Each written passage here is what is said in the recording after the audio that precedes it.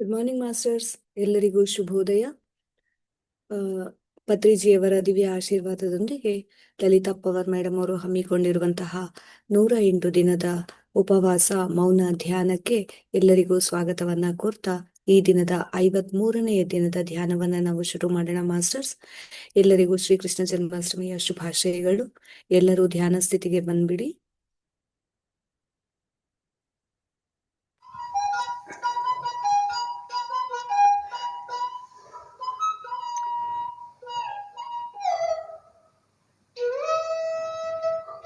ಎಲ್ಲ ಆತ್ಮಬಂಧುಗಳಿಗೂ ನಮಸ್ಕಾರ.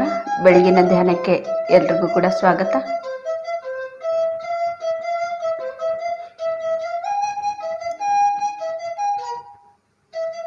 ಎಲ್ಲರೂ ಕೂಡ ಧ್ಯಾನಕ್ಕೆ ಕೂತ್ಕೊಳ್ಳೋಣ ಫ್ರೆಂಡ್ಸ್. 2 ಕೈ ಬೆರಳುಗಳನ್ನು ಕ್ರಾಸ್ ಮಾಡಿ, ಕಾಲು ಕ್ರಾಸ್ ಮಾಡಿ,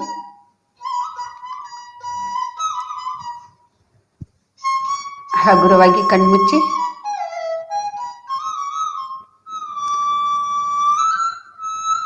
ಸಹಜವಾಗಿ ನಡೀತಾ ಇರೋ ಉಸಿರಾಟವನ್ನೇ ಗಮನಿಸ್ತಾ ಇರೋಣ.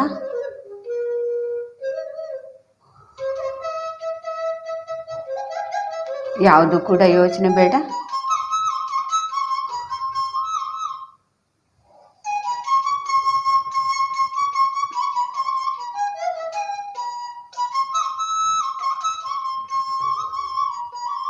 ಇಂಪಾದ ಸಂಗೀತವನ್ನ ಕೇಳ್ತಾ ಕೇಳ್ತಾ ನಾವೆಲ್ಲರೂ ಕೂಡ ಧ್ಯಾನಸ್ಥರಾಗೋಣ.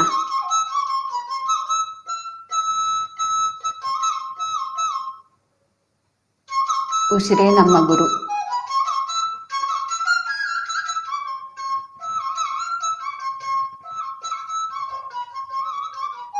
ಉಸಿರು ಎಂಬ ಗುರುವಿನ ಜೊತೆಗೆ ನಾವು ನಿತ್ಯ ನಿರಂತರವಾಗಿ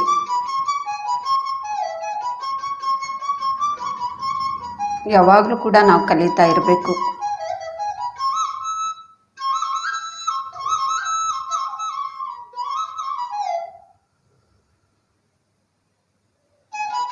ಉಸಿರನ್ನೇ ಗಮನಿಸೋದನ್ನ ಅಭ್ಯಾಸ ನಾವು ಮಾಡ್ತಾ ಇರಬೇಕು ಪ್ರತಿದಿನ ಕೂಡ.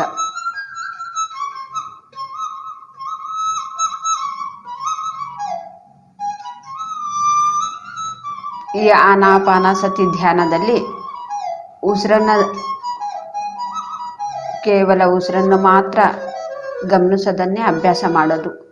ಇದು ಬಿಟ್ಟು ಬೇರೆ ಏನು ಕೂಡ ಇಲ್ಲಿ ಯಾವುದು ಕೂಡ ಇಲ್ಲ. ಆರಾಮಾಗಿ ನಾವು ಕುತ್ಕೊಂಡು ಕಣ್ಣು ಮುಚ್ಚಿ ಉಸಿರಾಟವನ್ನು ಗಮನಿಸೋದನ್ನೇ ನಾವು ಅಭ್ಯಾಸ ಮಾಡಬೇಕು. ನಾವು ಮಾಡಬೇಕಾಗಿರೋದು ಇಷ್ಟೇ. ಆನಾಪಾನಸತಿ ಧ್ಯಾನದಲ್ಲಿ ನಾವು ಮಾಡಬೇಕಾಗಿರೋದು ಇಷ್ಟೇ, ಏನು ಕೂಡ ನಾವು ಮಾಡಬಾರ್ದು.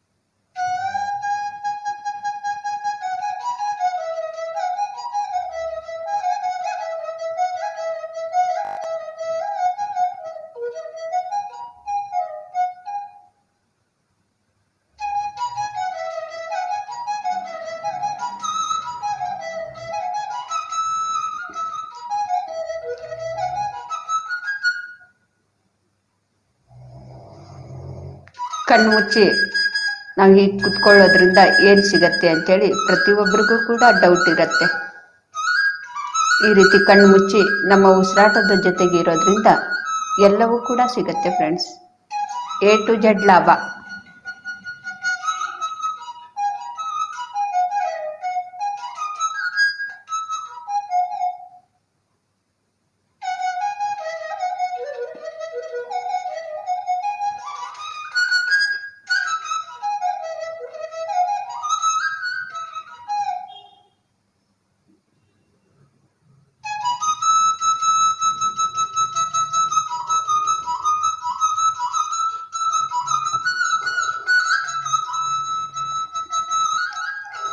ನಾವು ಉಸಿರಾಟವನ್ನ ಗಮನಿಸ್ತಾ ನಮ್ಮ ಜೊತೆಗಿದ್ದಾಗ ನಾವು ಮಾನವೀಯತೆ ಅನ್ನೋದು ನಾವು ಕಲ್ತ್ಕೊಳ್ತೀವಿ. ನಾವು ಮಾನವರು ಆಗಿರೂ ಕೂಡ ನಾವು ಮಾನವೀಯತೆಯಿಂದ ನಾವು ಜೀವಿಸ್ತಾ ಇಲ್ಲ.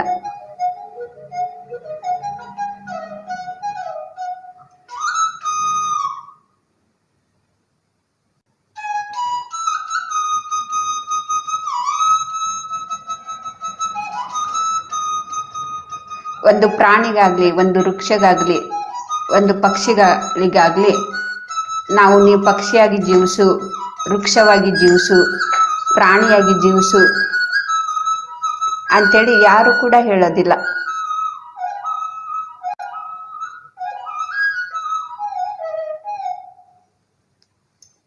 ಆದರೆ ಒಂದು ಮಾನವನಿಗೆ ಮಾತ್ರ ಮಾನವೀಯತೆಯಿಂದ ಜೀವಿಸು ಅಂತೇಳಿ ಹೇಳ್ತಾ ಇರ್ತಾರೆ. ಯಾಕೆ ಅಂದರೆ ನಾವು ಮಾನವೀಯತೆಯಿಂದ ನಾವು ಜೀವಿಸ್ತಾ ಇಲ್ಲ. ಮಾನವೀಯತೆ ಅನ್ನೋದು ನಾವು ಕಳ್ಕೊಂಡ್ಬಿಟ್ಟಿದ್ದೀವಿ. ಮನಸ್ಸರಾಗಿ ಮನಸ್ಸತ್ವವನ್ನೇ ನಾವು ಕಳ್ಕೊಂಡ್ಬಿಟ್ಟಿದ್ದೀವಿ.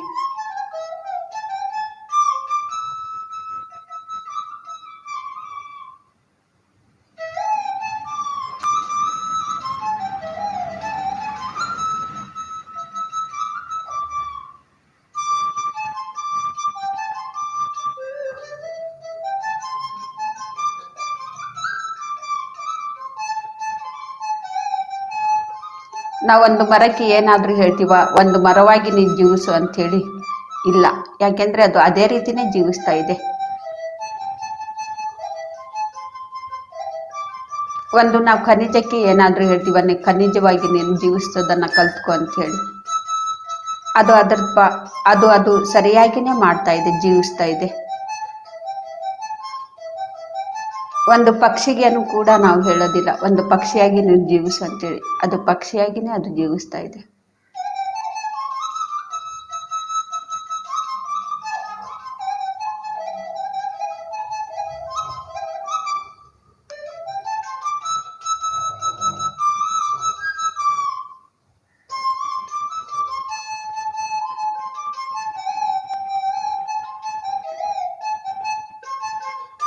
ಆದರೆ ಮಾನವರು ಮಾತ್ರ ಮಾನವತೆಯಿಂದ ಜೀವಿಸ್ತಾ ಇಲ್ಲ. ಹಾಗಾಗಿ ಮಾನವರಿಗೆ ಮಾತ್ರ ಮಾನವತೆಯಿಂದ ಜೀವಿಸು, ಮನಸತ್ವವನ್ನ ದಿಂದ ಜೀವಿಸು ಅಂತೇಳಿ ನಾವು ಹೇಳೋದನ್ನ ಕೇಳಿರ್ತೀವಿ. ನಾವು ಕೂಡ ಎಷ್ಟೋ ಸತಿ ಹೇಳಿರ್ತೀವಿ.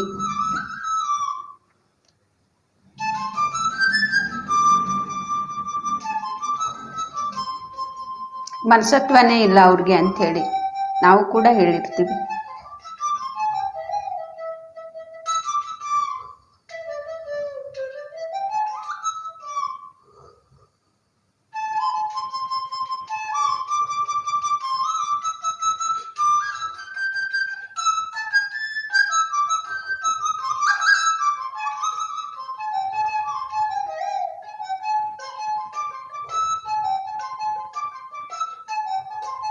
ಹೀಗೆ ನಾವು ಪ್ರತಿದಿನ ಉಸಿರಾಟದ ಜೊತೆಗಿದ್ರೆ ನಾವು ಏನು ಆಗಿದ್ವಿ ನಾವು ಹಾಗೇ ಜೀವಿಸ್ತಾ ಇರ್ತೀವಿ.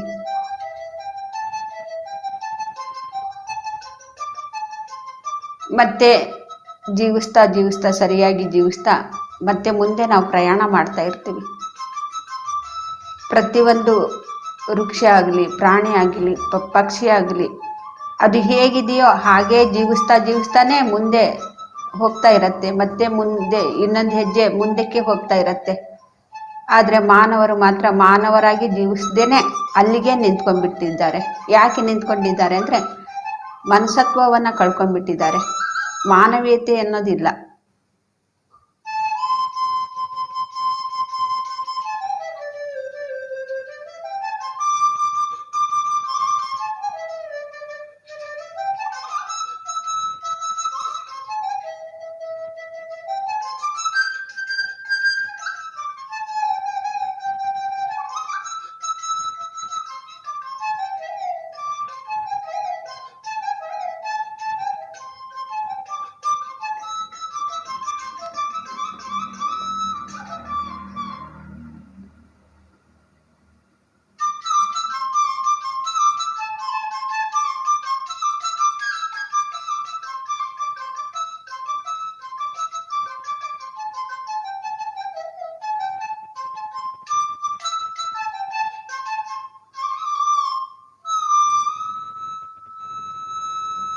ಎಲ್ಲ ಪ್ರಾಣಿಗಳಾಗ್ಲಿ ಪಕ್ಷಿಗಳಾಗ್ಲಿ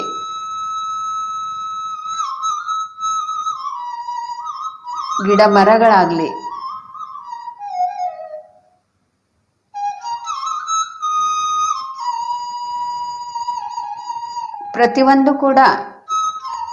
ಪ್ರತಿಯೊಂದಕ್ಕೂ ಕೂಡ ಜೀವ ಭಯ ಅನ್ನೋದು ಇದ್ದೇ ಇರತ್ತೆ. ಆದರೆ ಅವುಗಳ ಒಂದು ಜೀವಕ್ಕೆ ತೊಂದರೆ ಆಗೋದಿದ್ರೆ ಅವುಗಳು ಎಲ್ಲವೂ ಕೂಡ ರಕ್ಷಣೆ ಮಾಡ್ಕೊಳ್ಳೋದಕ್ಕೆ ಹೋರಾಡ್ತಾ ಇರತ್ತೆ.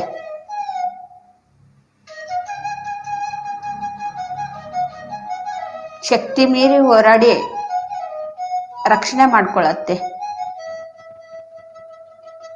ಯಾವುದೇ ಒಂದು ಪ್ರಾಣಿ ಆಗಲಿ, ವೃಕ್ಷ ಆಗಲಿ, ಪಕ್ಷಿ ಆಗಲಿ, ಯಾರು ಕೂಡ ನನ್ನನ್ನು ರಕ್ಷಣೆ ಮಾಡಿ ಅಂತೇಳಿ ಎಲ್ಲೂ ಕೂಡ ನಿಂತ್ಕೊಳ್ಳೋದಿಲ್ಲ, ಕೈ ಜೋಡಿಸಿ ನಿಂತ್ಕೊಳ್ಳೋದಿಲ್ಲ. ತಮ್ಮ ಶಕ್ತಿಯ ಮೇಲೆ ಅವ್ರಿಗೆ ಭರವಸೆ ಇರುತ್ತೆ, ನಂಬಿಕೆ ಇರುತ್ತೆ. ಶಕ್ತಿ ಮೀರಿ ಅವರು ತಮ್ಮ ಜೀವವನ್ನ ಉಳಿಸ್ಕೊಳ್ತಾರೆ.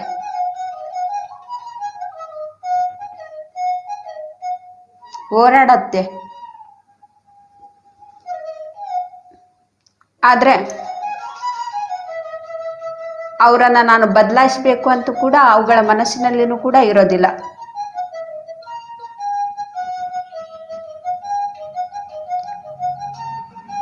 ಉದಾಹರಣೆ, ಒಂದು ಬೆಕ್ಕು ಒಂದು ನಾಯಿಗೆ ಕಡೆ ಹೋದ್ರೆ ಅದನ್ನ ಅಕಸ್ಮಾತ್ ಅಲ್ಲಿ ಹೋಗಿ ಅದನ್ನು ನೋಡಿ ಅದಕ್ಕೆ ಆಪತ್ತು ಇದೆ ಅಂತ ಹೇಳಿದ್ರೆ ಅದು ರಕ್ಷಣೆ ಮಾಡ್ಕೊಳ್ಳೋಕ್ಕೆ ಹೋರಾಡುತ್ತೆ. ನಾಯಿನ ಬದಲಾಯಿಸೋದನ್ನ ಪ್ರಯತ್ನ ಮಾಡೋದಿಲ್ಲ ಅದು. ಒಂದು ಬೆಕ್ಕು ಇಲಿನ ಹುಡ್ಕೊಂಡು ಹೋಗ್ತಾ ಇರುವಾಗ ಆ ಇಲಿನೂ ಕೂಡ ರಕ್ಷಣೆ ಮಾಡ್ಕೊಳ್ಳತ್ತೆ. ಆ ಬೆಕ್ಕನ್ನ ಬದಲಾಯಿಸ್ಬೇಕು ಅಂತೇಳಿ ಅದಕ್ಕೆ ಯಾವತ್ತೂ ಕೂಡ ಮನಸ್ಸಿಗೆ ಬರೋದಿಲ್ಲ. ಅದು ಹಾಗೆ ಇರೋದು, ಇದು ಹೀಗೆ ಇರೋದು.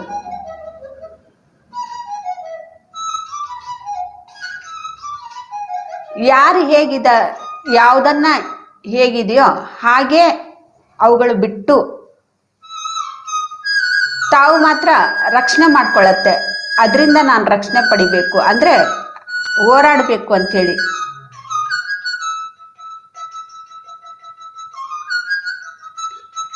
ಯಾವುದು ಪ್ರಾಣಿ ಯಾವುದಕ್ಕೂ ಕೂಡ ಬದಲಾವಣೆ ಮಾಡಬೇಕು ಅಂತೇಳಿ ಪ್ರಯತ್ನ ಪಡೋದಿಲ್ಲ.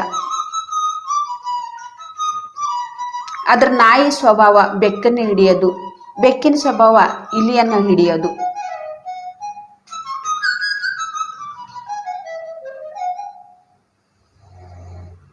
ಭಗವಂತ ಯಾರಿಗೆ ಹೇಗೆ ಸೃಷ್ಟಿ ಮಾಡಿದ್ದಾನೋ ಅದರ ರೀತಿಯಿಂದನೇ ಎಲ್ಲವೂ ಕೂಡ ಜೀವಿಸ್ತಾ ಇದೆ.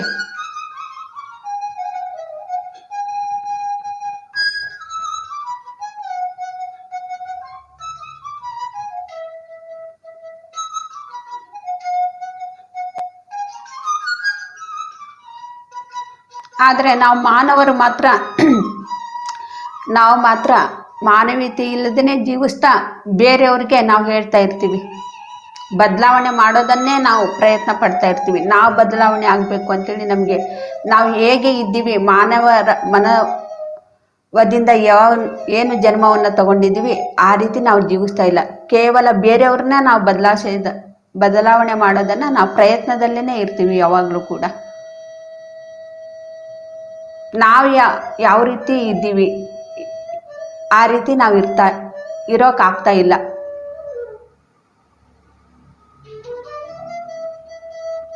ಹಾಗಾಗಿ ನಾವು ಅಲ್ಲಿಗೆ ನಿಂತ್ಕೊಂಡ್ಬಿಟ್ಟಿದ್ದೀವಿ. ನಮಗೆ ಮಾನವೀಯತೆ ಅನ್ನೋದು ಯಾವಾಗ ಬರುತ್ತೆ ಅಂದ್ರೆ ನಮ್ಮ ಉಸಿರು ಎಂಬ ಗುರುವಿನ ಜೊತೆಗಿದ್ದಾಗ.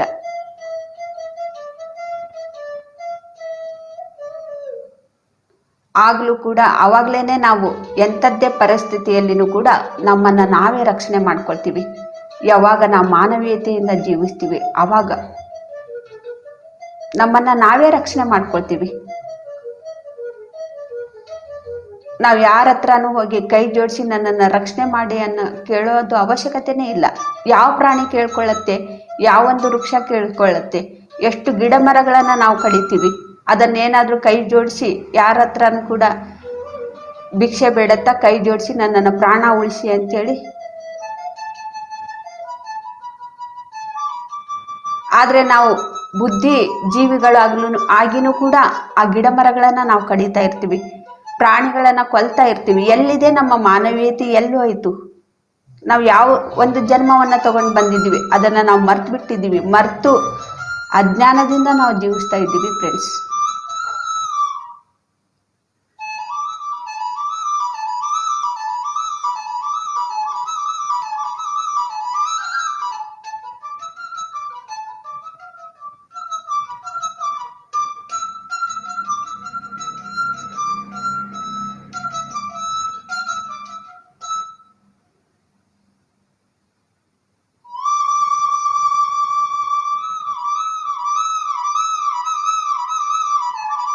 ಮಾಡಬಾರ್ದನ್ನೆಲ್ಲ ಮಾಡಿದ್ಮೇಲೆ ಆಗ್ಬಾರ್ದನ್ನೆಲ್ಲ ಆಗತ್ತೆ ಅಂತೇಳಿ ಆ ಜ್ಞಾನ ಕೂಡ ನಮಗಿಲ್ಲ.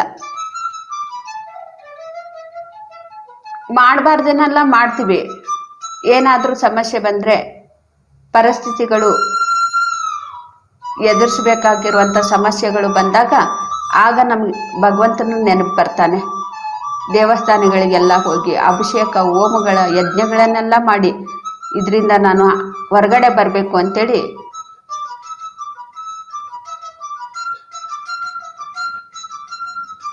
ಆಗ ಮಾತ್ರ ದೇವರು ನೆನಪಿಗೆ ಬರ್ತಾನೆ. ಕೆಟ್ಟ ಕೆಲಸ ಮಾಡುವಾಗ ದೇವರು ನಮಗೆ ನೆನಪಿಗೆ ಬರೋದಿಲ್ಲ. ಒಳ್ಳೆ ಕೆಲಸ ಮಾಡುವಾಗಲೇ ನಮಗೆ ದೇವ್ರ ನೆನಪು ಬರ್ತಾನೆ. ನಾವು ಪೂಜೆ ಮಾಡುವಾಗ ಅವಾಗ ನಮಗೆ ದೇವ್ರ ನೆನಪು ಬರ್ತಾನೆ. ಕೆಟ್ಟದ್ದನ್ನು ಮಾಡಿರೋದನ್ನೆಲ್ಲ ಕ್ಷಮಿಸಿಬಿಡು ಅಂತೇಳಿ. ಕೆಟ್ಟ ಕೆಲಸವನ್ನು ಮಾಡುವಾಗ ದೇವ್ರನ್ನ ನಾವು ನೆನೆಸ್ಕೊಂಡ್ರೆ ಭಗವಂತ ನಮಗೆ ಆ ಕೆಟ್ಟ ಕೆಲಸವನ್ನು ಮಾಡೋದನ್ನು ತಪ್ಪಿಸ್ತಾನೆ. ಆದರೆ ಯಾರೂ ಕೂಡ ಕೆಟ್ಟ ಕೆಲಸಗಳನ್ನು ಮಾಡುವಾಗ ಭಗವಂತನನ್ನು ನಾವು ನೆನಪು ಮಾಡ್ಕೊಳ್ಳೋದಿಲ್ಲ. ಅಂಧಕಾರದಿಂದ ಅಜ್ಞಾನದಿಂದ ಆ ಕೆಟ್ಟ ಕೆಲಸವನ್ನು ನಾವು ಮಾಡ್ತಾ ಇರ್ತೀವಿ. ಅಲ್ಲಿ ಒಂದು ಕ್ಷಣ ನಾವು ಭಗವಂತ ಇದ್ದಾನೆ ಅಂತೇಳಿ ಒಂದು ಕ್ಷಣ ನೆನಪಿಸಿದರೆ ಸಾಕು, ಆ ಕೆಟ್ಟ ಕೆಲಸವನ್ನು ನಾವು ಮಾಡೋದಿಲ್ಲ. ಆದರೆ ಯಾರು ಕೂಡ ಆ ರೀತಿ ಮಾಡೋದಿಲ್ಲ. ಕೆಟ್ಟ ಕೆಲಸವನ್ನು ಮಾಡುವಾಗ ಅಹಂಕಾರದಿಂದ ಆ ಕೆಲಸ ಮಾಡ್ತಾ ಇರ್ತಾರೆ. ಅದರ ಒಂದು ಪರಿಣಾಮವನ್ನು ಅನುಭವಿಸ್ತಾ ಇರುವಾಗ ದೇವರಿಗೆ ನೆನಪು ಮಾಡ್ಕೊಳ್ತೀವಿ. ಆಗ ಏನು ಮಾಡ್ತಾನೆ ಭಗವಂತ? ಏನು ಮಾಡೋಕ್ಕೆ ಸಾಧ್ಯ ಇದೆ ಭಗವಂತ? ಮಾಡೋದಕ್ಕಿಂತ ಮೊದಲೇನೆ ನಾವು ಭಗವಂತನನ್ನ ನೆನಪು ಮಾಡ್ಕೊಂಡ್ರೆ ಆ ಭಗವಂತ ಅದನ್ನು ಮಾಡಬೇಡ ಅಂತೇಳಿ ನಮಗೆ ತಿಳಿಸ್ಕೊಡ್ತಾನೆ.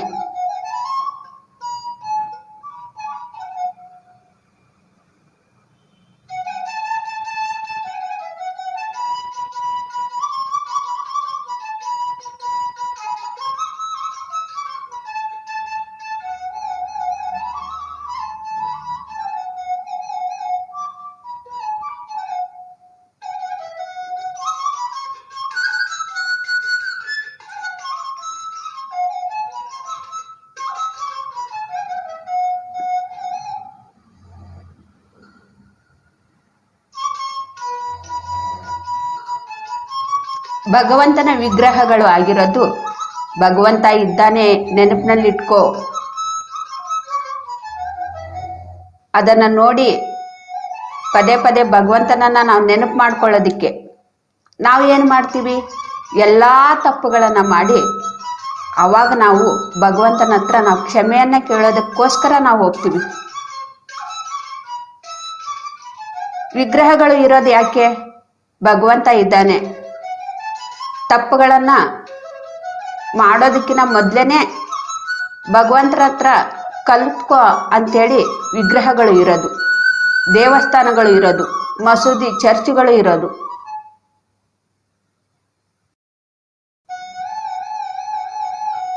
ಆದರೆ ಯಾರು ಕೂಡ ಆ ರೀತಿ ಮಾಡೋದಿಲ್ಲ. ತಪ್ಪುಗಳನ್ನೆಲ್ಲ ಮಾಡಿ ಆಗ ಕ್ಷಮೆಯನ್ನ ಕೇಳೋದಕ್ಕೆ ಭಗವಂತನ ಹತ್ರ ದೇವಸ್ಥಾನಗಳಿಗೆ, ಮಸೂದಿ ಚರ್ಚ್ಗಳಿಗೆ ಹೋಗಿ ಕ್ಷಮೆಯನ್ನ ಕೇಳೋದಕ್ಕೋಸ್ಕರ ಹೋಗ್ತಾರೆ.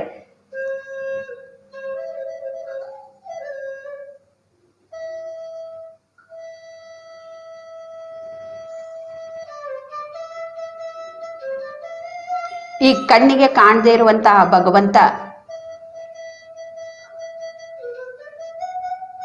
ಭಗವಂತ ಇದ್ದಾನೆ ಅಂತೇಳಿ ನಾವು ತಿಳ್ಕೊಳ್ಳೋದಕ್ಕೋಸ್ಕರ ವಿಗ್ರಹಗಳು ಸೃಷ್ಟಿಯಾಗಿರೋದು. ಆ ಒಂದು ಸೃಷ್ಟಿ ಯಾರು ಮಾಡಿದ್ದಾರೆ? ನಾವೇ ಮಾಡಿರೋದು. ಯಾವತ್ತೂ ಕೂಡ ಭಗವಂತ ಇಲ್ಲ ಅಂತೇಳಿ ನಮ್ಮ ಮನಸ್ಸಿಗೆ ಬರಬಾರ್ದು, ಮಾಡಬಾರ್ದೇನೆಲ್ಲ ನಾವು ಮಾಡಬಾರ್ದು ಅಂತೇಳಿ. ಆದರೂ ಕೂಡ ಇವಾಗ ಅದೇ ನಡೀತಾ ಇದೆ. ಭಗವಂತನನ್ನ ನಾವು ಇಲ್ಲ ಅಂತೇಳಿ ಅನ್ಕೊಂಡು ಮಾಡಬಾರ್ದೇನೆಲ್ಲ ಮಾಡಿ ಕಷ್ಟ ಬಂದಾಗ ಭಗವಂತನ ಹತ್ರ ಕ್ಷಮೆ ಕೇಳೋಕ್ಕೆ ನಾವು ದೇವಸ್ಥಾನಗಳಿಗೆಲ್ಲ ಹೋಗ್ತಾ ಇರ್ತೀವಿ, ಮಸೀದು ಚರ್ಚ್ಗಳಿಗೆಲ್ಲ ಅಲಿತಾ ಇರ್ತೀವಿ.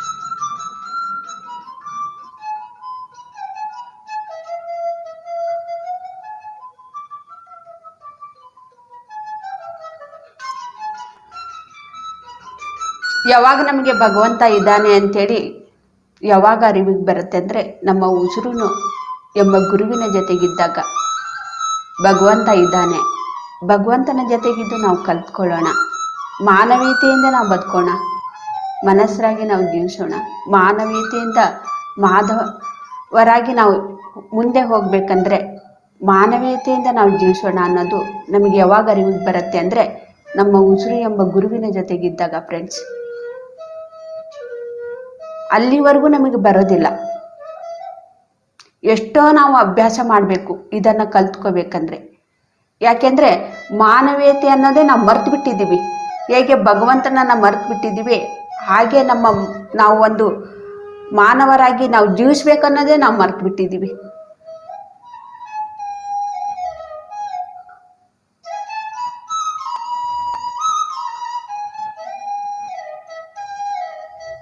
ಅದಕ್ಕೇನೆ ನಾವು ಮರ್ತಿರೋದ್ರಿಂದನೇ ನಾವು ಕೋಳಿ ಮೇಕೆಗಳನ್ನೆಲ್ಲ ಮೀನುಗಳನ್ನೆಲ್ಲ ಮನೆಗೆ ತಂದು ಅದನ್ನು ಕಟ್ ಮಾಡಿ ಅದನ್ನು ಬೇಯಿಸ್ಕೊಂಡು ನಾವು ತಿಂತಾ ಇರ್ತೀವಿ.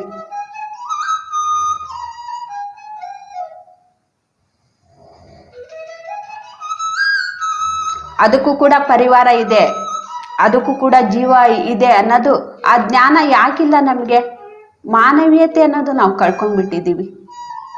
ಭಗವಂತ ಇಲ್ಲ ಅನ್ನೋದೇ ನಾವು ಭಗವಂತನೇ ಇಲ್ಲ ಅಂತ ಅನ್ಕೊಂಡ್ಬಿಟ್ಟಿದ್ದಾರೆ.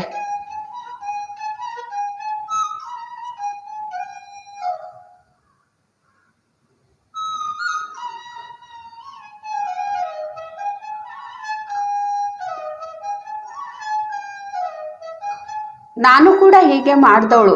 ಆದರೆ ನನಗೆ ಧ್ಯಾನಕ್ಕೆ ಬಂದ ಮೇಲೆ ಇದು ಎಲ್ಲವೂ ಕೂಡ ನಾನು ತಿಳ್ಕೊಳ್ತಾ ಇದ್ದೀನಿ.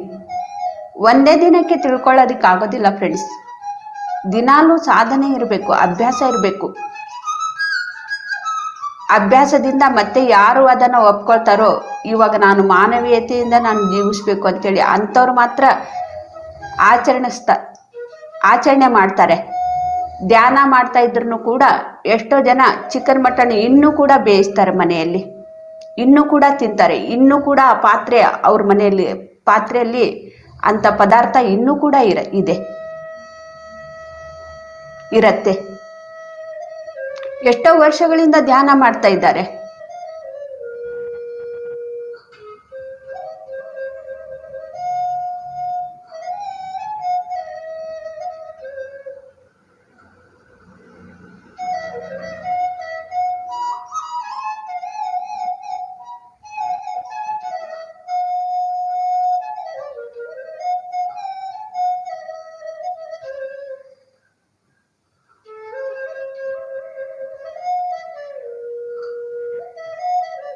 ಯಾರು ಅನ್ಕೊಳ್ತಾರೋ ನಾನು ಪರಿವರ್ತನೆ ಆಗಬೇಕು ಅಂತೇಳಿ ಅಂಥವ್ರು ಮಾತ್ರ ಈ ಕೆಲಸವನ್ನ ಆಚರಣೆಗೆ ತರ್ತಾರೆ.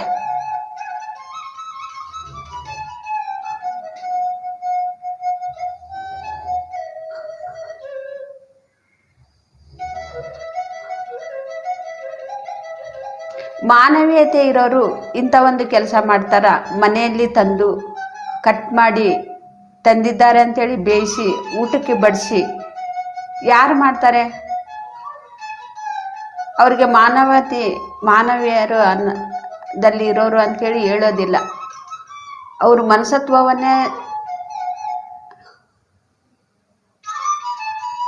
ಕಳ್ಕೊಂಡ್ಬಿಟ್ಟಿರ್ತಾರೆ.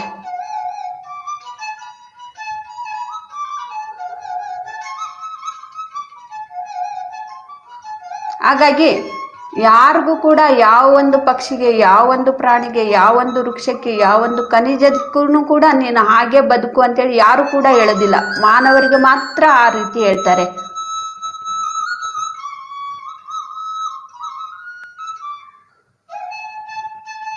ಯಾಕೆಂದ್ರೆ ಎಲ್ಲವೂ ಕೂಡ ಸರಿಯಾಗಿನೇ ಮಾಡ್ತಾ ಇದೆ ಅದ್ರ ಕೆಲಸ, ಅದು ಸರಿಯಾಗಿನೇ ಮಾಡ್ತಾ ಇದೆ ಪ್ರತಿಯೊಂದು ಕೂಡ. ನಾವು ಕೂಡ ಅಲ್ಲಿಂದಾನೇ ಬಂದಿರೋದು, ನಾವು ಕೂಡ ಮರ್ತು ಬಿಟ್ಟಿದ್ದೀವಿ. ಹಾಗೇನೆ ನಾವು ಜೀವಿಸ್ಕೊಂಡೇನೆ ಇಲ್ಲಿವರೆಗೂ ಬಂದಿದ್ದೀವಿ. ಆದರೆ ಮಾನವರ ಒಂದು ಜನ್ಮವನ್ನು ತಗೊಂಡ ಮೇಲೆ ಮನಸತ್ವವನ್ನೇ ನಾವು ಕಳ್ಕೊಂಡ್ಬಿಟ್ಟಿದ್ದೀವಿ. ಮಾನವೀಯತೆಯನ್ನೇ ನಾವು ಮರ್ತ್ಬಿಟ್ಟಿದ್ದೀವಿ. ಮತ್ತೆ ಮುಂದೆ ಹೋಗು ಅಂದರೆ ನಾವು ಹೇಗೆ ಹೋಗೋದಕ್ಕೆ ಸಾಧ್ಯ ಆಗತ್ತೆ? ನಮಗೆ ದುಃಖ ಬರಬಾರ್ದು, ನಾವು ಆನಂದವಾಗಿರಬೇಕು, ನಾವು ಆರೋಗ್ಯವಾಗಿರಬೇಕು ಅಂದರೆ ಅದು ಹೇಗೆ ಸಾಧ್ಯ ಆಗತ್ತೆ?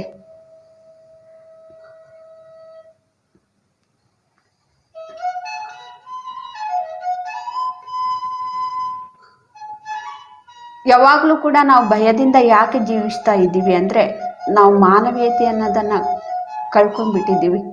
ಮಾಡಬಾರ್ದನ್ನೆಲ್ಲ ಮಾಡ್ತಾ ಇದ್ದೀವಿ. ಹಾಗಾಗಿ ಆಗಬಾರ್ದನ್ನೆಲ್ಲ ಈ ಸೃಷ್ಟಿಯಲ್ಲಿ ಆಗ್ತಾ ಇರೋದ್ರಿಂದ ನಮಗೆ ಭಯ ಬರ್ತಾ ಇದೆ. ಭಯ ಯಾಕೆ ಬರ್ತಾ ಇದೆ? ನಮ್ಮ ಮುಖಾಂತರನೇ, ನಾವು ಮಾಡಿದ ಕೆಲಸದಿಂದನೇ ನಮಗೆ ಭಯ. ಯಾವಾಗ ಯಾವ ಕ್ಷಣದಲ್ಲಿ ಏನಾಗುತ್ತೋ ಅಂಥೇಳಿ.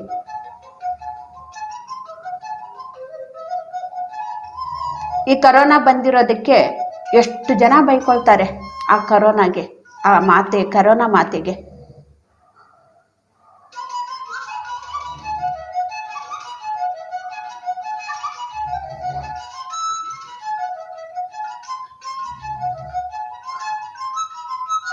ಎಷ್ಟೋ ಜನ ಸಾಯ್ತಾ ಇದ್ದಾರೆ ಅಂಥೇಳಿ. ಅರೆ, ಇಲ್ಲಿರುವಂಥ ಜ್ಞಾನ ಆ ಪ್ರಾಣಿಗಳಿಗೆ ಸಾಯಿಸುವಾಗ ಅಲ್ಲಿ ಎಲ್ಲಿದೆ ಜ್ಞಾನ?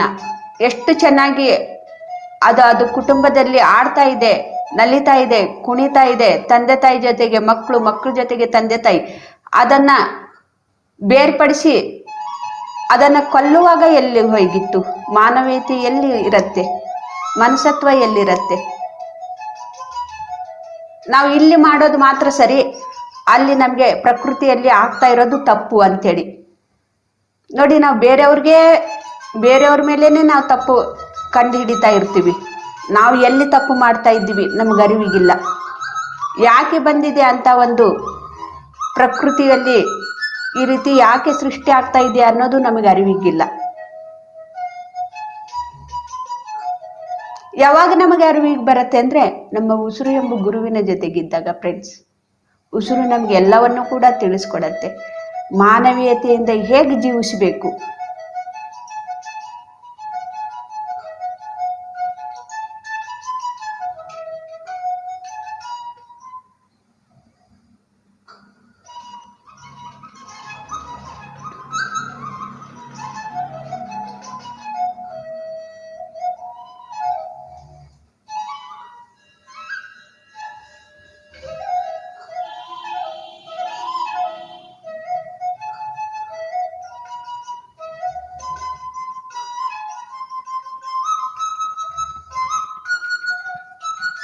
ಆಗ ನಾವು ಪ್ರತಿ ಕ್ಷಣ ಕೂಡ ಎಚ್ಚರದಿಂದ, ಅರಿವಿನಿಂದ ಇರೋದನ್ನ ನಾವು ಕಲ್ತ್ಕೊಳ್ತೀವಿ. ಓ, ಭಗವಂತ ಇದ್ದಾನೆ,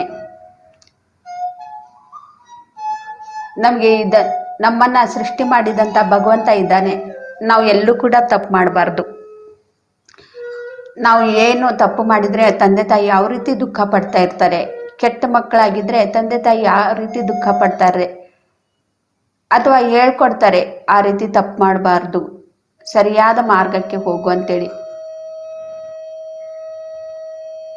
ಯಾವ ರೀತಿ ನಮಗೆ ತಂದೆ ತಾಯಿಗಳು ತಿಳಿಸ್ಕೊಡ್ತಾರೋ ಅದೇ ರೀತಿನೇ ಭಗವಂತ ಇದ್ದಾನೆ, ನಮ್ಗೆ ಹೇಳ್ತಾ ಇದ್ದಾನೆ ಭಗವಂತ.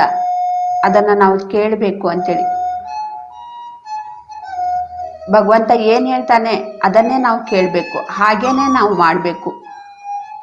ಮಾನವೀಯತೆಯಿಂದ ನಾವು ಜೀವಿಸ್ಬೇಕು, ಒಳ್ಳೆಯವರಾಗಿ ನಾವು ಜೀವಿಸ್ಬೇಕು ಅಂಥೇಳಿ.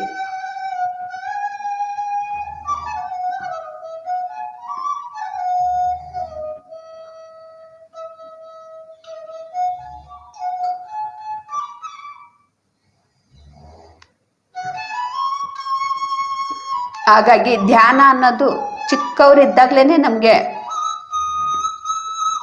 ಬರಬೇಕು. ಆದರೆ ನಾವು ಚಿಕ್ಕವರಿರುವಾಗ ಈ ಧ್ಯಾನವನ್ನು ನಮಗೆ ತಿಳಿದಿರಲಿಲ್ಲ. ಇವಾಗ ನಮ್ಗೆ ಗೊತ್ತಾಗಿದೆ. ನಮ್ಮ ಮಕ್ಕಳಿಗೆ ಚಿಕ್ಕವರಿರುವಾಗಲೇ ಮನೆಯಲ್ಲಿ ಯಾವ ಚಿಕ್ಕ ಮಕ್ಕಳಿದ್ರೂ ಕೂಡ ಅವರಿಗೆ ಧ್ಯಾನವನ್ನು ತಿಳಿಸ್ಕೊಡ್ಬೇಕು.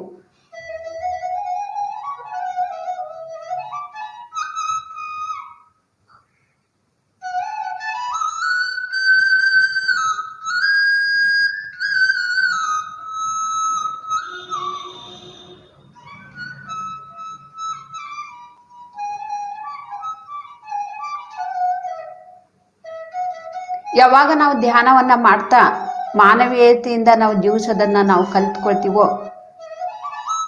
ಆಗ ನಾವು ಭಗವಂತನ ಹತ್ರ ನಾವು ಬೇಡ್ಕೊಳ್ಳೋದೇ ಬೇಡ, ನನಗೆ ರಕ್ಷಣೆ ಮಾಡು, ನನ್ನ ಆರೋಗ್ಯ ಕೊಡು ಅಂಥೇಳಿ. ಎಲ್ಲವೂ ಕೂಡ ಅದಷ್ಟಕ್ಕದೇ ಸಿಗ್ತಾ ಇರತ್ತೆ.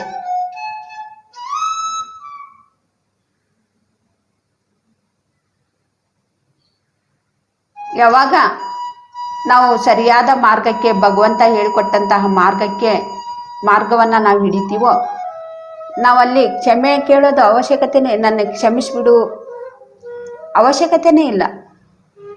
ಭಗವಂತ ನಾವು ಕೇಳೋದಕ್ಕಿಂತ ಮೊದಲೇ ನಮಗೆ ಎಲ್ಲವನ್ನು ಕೂಡ ಒಳ್ಳೆಯದನ್ನೇ ಮಾಡ್ತಾ ಇರ್ತಾನೆ, ರಕ್ಷಣೆ ಮಾಡ್ತಾ ಇರ್ತಾನೆ. ಪ್ರಕೃತಿಯಿಂದ ನಮಗೆ ರಕ್ಷಣೆ ಸಿಗ್ತಾ ಇರತ್ತೆ. ನಾವು ಏನಾದರೂ ಒಂದು ಮಾತು ಹೇಳಿದರೆ ಯಾವ ರೀತಿ ದ್ವೇಷ ಇಟ್ಕೊಂಡು ನಾವು ಹಗೆಯನ್ನು ಸಾಧಿಸ್ತೀವೋ ಆ ರೀತಿ ಭಗವಂತ ಹಗೆಯನ್ನು ಸಾಧಿಸೋದಿಲ್ಲ. ಪ್ರಕೃತಿ ನಮ್ಮ ಮೇಲೆ ಕೋಪ ಮಾಡ್ಕೊಳ್ಳೋದಿಲ್ಲ.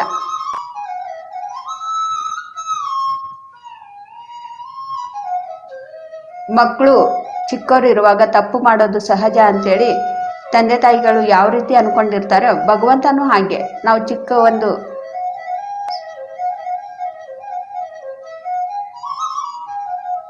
ಆತ್ಮದ ಒಂದು ಸ್ಥಿತಿಯಲ್ಲಿದ್ದಾಗ ತಪ್ಪು ಮಾಡಿದ್ದೀವಿ, ಆ ತಪ್ಪನ್ನು ಮಾಡೋದು ಸಹಜನೇ.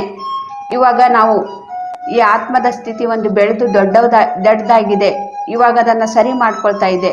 ಸರಿ ಮಾಡ್ಕೊಂಡ್ಮೇಲೆ ಅದ ಮೇಲೆ ಯಾವುದು ಕೂಡ ದ್ವೇಷವನ್ನು ಇಟ್ಕೋಬಾರ್ದು ಅಂಥೇಳಿ ಭಗವಂತ ನಮಗೆ ಎಂಥದ್ದೇ ಪರಿಸ್ಥಿತಿಯಲ್ಲಿನೂ ಕೂಡ ನಮಗೆ ರಕ್ಷಣೆ ಮಾಡ್ತಾ ಇರ್ತಾನೆ, ನಾವು ಕೇಳದೇ ಇದ್ರೂ ಕೂಡ.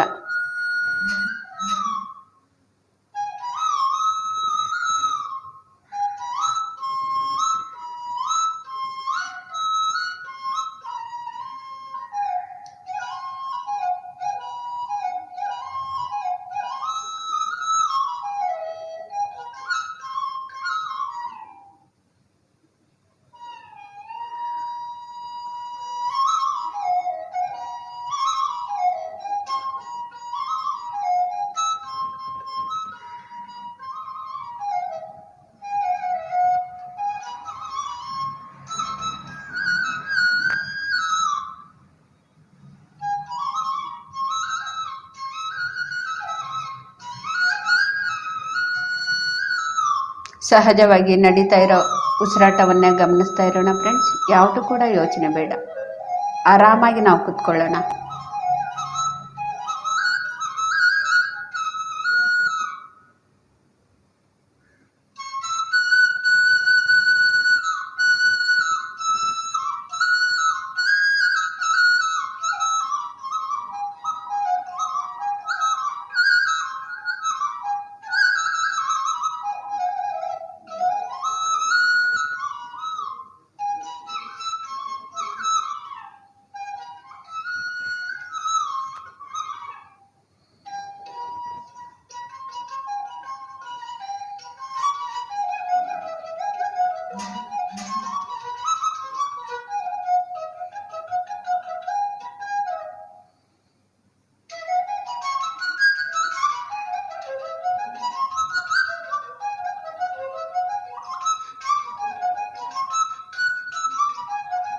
ನಾವು ಯಾವಾಗ ಮಾನವೀಯತೆಯಿಂದ ನಮ್ಮ ಉಸಿರಿನ ಜೊತೆಗಿದ್ದು ಮಾನವೀಯತೆಯಿಂದ ನಾವು ಜೀವಿಸೋದನ್ನು ಕಲ್ತ್ಕೊಳ್ತೀವೋ ಆಗ ಒಂದೊಂದೇ ಸತ್ಯ ನಾವು ತಿಳ್ಕೊಳ್ತಾ ಇರ್ತೀವಿ.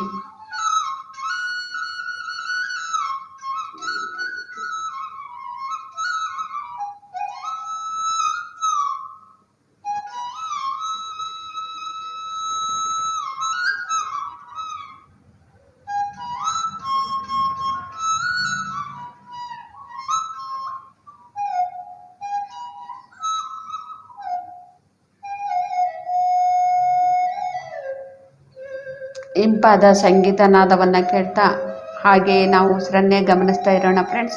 ಯಾವುದು ಕೂಡ ಯೋಚನೆ ಬೇಡ, ಯೋಚನೆಗಳ ಹಿಂದೆ ಹೋಗೋದು ಬೇಡ. ಇಷ್ಟು ದಿನ ನಮಗೆ ಆಗಿರೋದು ಸಾಕು, ಇವಾಗ ಯೋಚನೆಗಳ ಹಿಂದೆ ಹೋಗೋದು ಬೇಡ. ಯೋಚನೆ ಮತ್ತು ಭಗವಂತ ಎರಡೂ ಕೂಡ ಒಟ್ಟಿಗೆನೇ ಇರೋದಿಲ್ಲ. ಯೋಚನೆ ಯಾವಾಗಲೂ ಕೂಡ ನಮಗೆ ಹಿಂದೆ ಮುಂದೆ ಕರ್ಕೊಂಡು ಹೋಗ್ತಾನೆ ಇರುತ್ತೆ. ಭಗವಂತ ಯಾವಾಗಲೂ ಕೂಡ ಪ್ರೆಸೆಂಟಲ್ಲಿ ಇರ್ತಾನೆ. ಉಸಿರು ಯಾವಾಗಲೂ ಕೂಡ ಈ ವರ್ತಮಾನದಲ್ಲಿ ಜೀವಿಸ್ತಾ ಇರುತ್ತೆ. ಉಸಿರು ಎಂಬ ಗುರುವಿನ ಜೊತೆಗೆ ನಾವಿರೋಣ. ಯೋಚನೆಗಳ ಹಿಂದೆ ನಾವು ಹೋಗೋದು ಬೇಡ. ಎಲ್ಲೋ ನಮಗೆ ಕರ್ಕೊಂಡು ಹೋಗ್ತಾ ಇರತ್ತೆ, ಏನೇನೋ ಮಾಡಿಸ್ತಾ ಇರತ್ತೆ.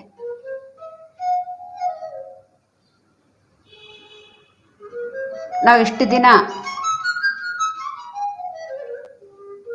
ಮನಸ್ಸಿನಿಂದ ಓಡ್ತಾನೆ ಮಾಡಬಾರ್ದೇನೆಲ್ಲ ಮಾಡ್ತಾನೆ ನಾವು ಮಾನವೀಯತೆಯಿಂದ ನಾವು ಜೀವಿಸ್ತಾ ಇಲ್ಲ. ಇವಾಗ ನಾವು ಧ್ಯಾನವನ್ನು ಕಲ್ತ್ಕೊಂಡಿದ್ದೀವಿ, ಅಭ್ಯಾಸ ಮಾಡ್ತಾ ಇದ್ದೀವಿ. ಇವಾಗಲಾದ್ರೂ ಕೂಡ ನಾವು ಒಂದು ಕ್ಷಣ ಕೂಡ ವ್ಯರ್ಥ ಮಾಡ್ದೇನೆ ನಮ್ಮ ಉಸಿರು ಎಂಬ ಗುರುವಿನ ಜೊತೆಗಿದ್ದು ಮಾನವೀಯತೆಯಿಂದ ನಾವು ಜೀವಿಸೋದನ್ನು ಕಲ್ತ್ಕೊಳ್ಳೋಣ.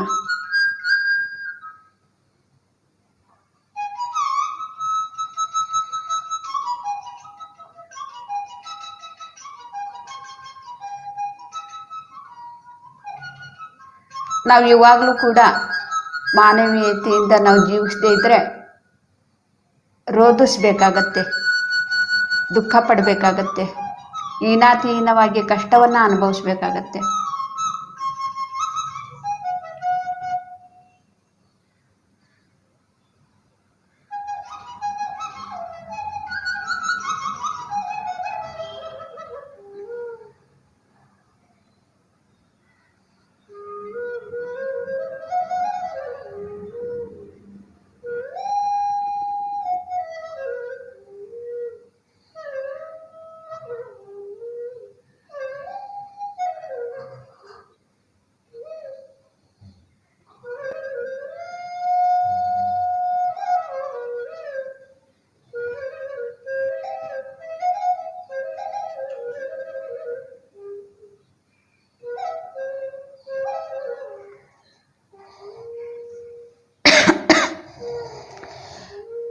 ಈ ಆನಾಪಾನಸತಿ ಧ್ಯಾನ ಅನ್ನೋದು ತುಂಬ ಸರಳ, ತುಂಬ ಸುಲಭ. ನಾವು ಪ್ರತಿದಿನ ಅಭ್ಯಾಸ ಮಾಡೋಣ ಫ್ರೆಂಡ್ಸ್. ಏನೂ ಕೂಡ ಕಷ್ಟ ಇಲ್ಲ, ಆರಾಮಾಗಿ ಕೂತ್ಕೊಳ್ಳೋದು.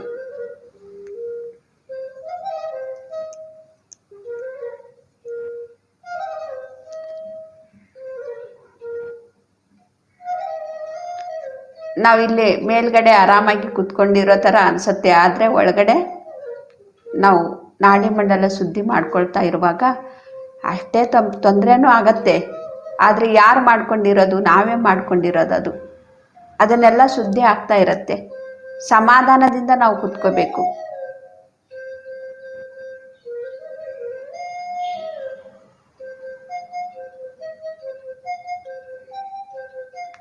ಎಲ್ಲರೂ ಕೂಡ ಯಾವುದೋ ಒಂದು ಎಕ್ಸಸೈಸ್ ಆಗಲಿ ಯೋಗಾಸನ ಆಗಲಿ ಈಸಿಯಾಗಿ ಮಾಡಿಬಿಡ್ತಾರೆ. ಆದರೆ ಸುಮ್ಮನೆ ಕೂತ್ಕೊಳ್ಳೋದು ತುಂಬ ಕಷ್ಟ. ಯಾಕೆ ಕಷ್ಟ ಆಗತ್ತೆ ಅಂದರೆ ನಾವು ಮಾಡಿದನ್ನೆಲ್ಲವನ್ನು ಕೂಡ ಅದು ಕ್ಲೀನ್ ಆಗ್ತಾ ಇರತ್ತೆ.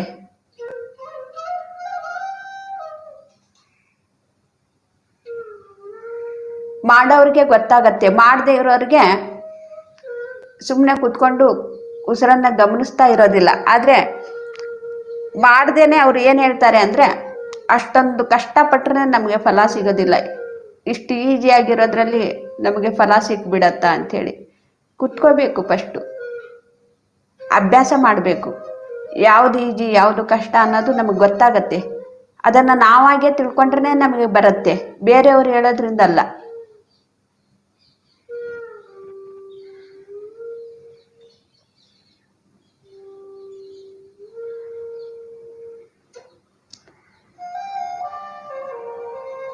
ಕೆಲವರು ಹೇಳ್ತಾರೆ ಈ ರೀತಿ ಸುಮ್ಮನೆ ಕುತ್ಕೊಂಡು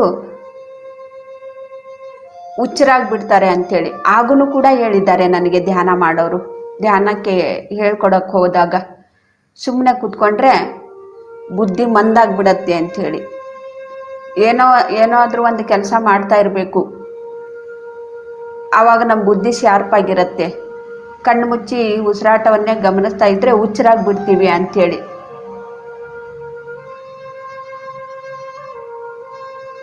ಆಗೂ ಕೂಡ ನನಗೆ ಹೇಳಿದ್ದಾರೆ ಧ್ಯಾನ ಹೇಳ್ಕೊಡಕ್ಕೆ ಹೋದಾಗ.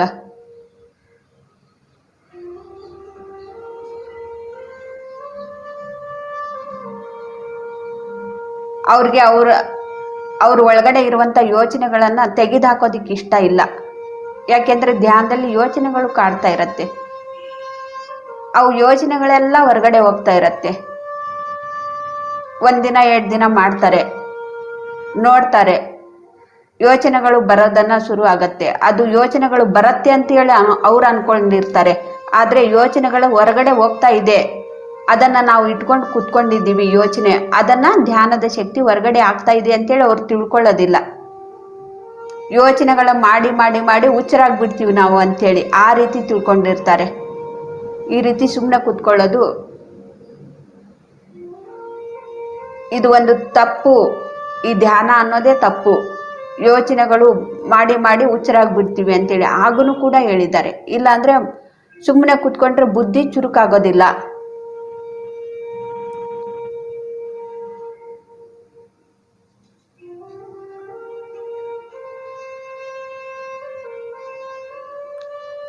ಧ್ಯಾನಕ್ಕೆ ಕುತ್ಕೊಂಡಾಗ ನಮ್ಮ ಒಳಗಡೆ ಇರುವಂಥ ಯೋಚನೆಗಳನ್ನೆಲ್ಲ ಆಚೆ ಕಳಿಸ್ತಾ ಇದೆ ಧ್ಯಾನದ ಶಕ್ತಿ ಅಂತೇಳಿ ಯಾರು ತಿಳ್ಕೊಂಡಿರ್ತಾರೆ ಅದನ್ನೆಲ್ಲವನ್ನು ಕೂಡ ಆಚೆಗೆ ಹಾಕೋದಿಕ್ಕೆ ಪ್ರಯತ್ನದಲ್ಲಿರ್ತಾರೆ, ಸಾಧನೆಯಲ್ಲಿ ಇರ್ತಾರೆ.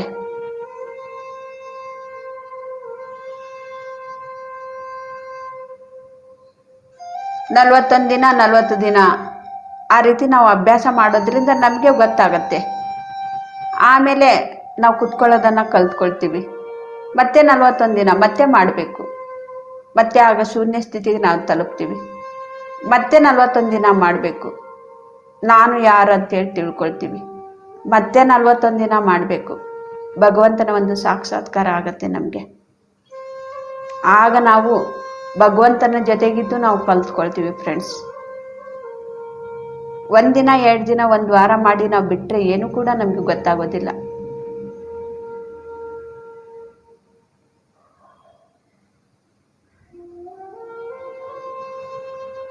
ನಲವತ್ತು ದಿನ ಮಾಡಿ ಬಿಡೋದಲ್ಲ, ಮತ್ತೆ ಮುಂದೆ ಹೋಗ್ತಾನೆ ಇರಬೇಕು. ಭಗವಂತನ ಜೊತೆಗಿದ್ದು ಕಲ್ತ್ಕೊಳ್ಳೋದು ಎಷ್ಟೇ ಇದೆ.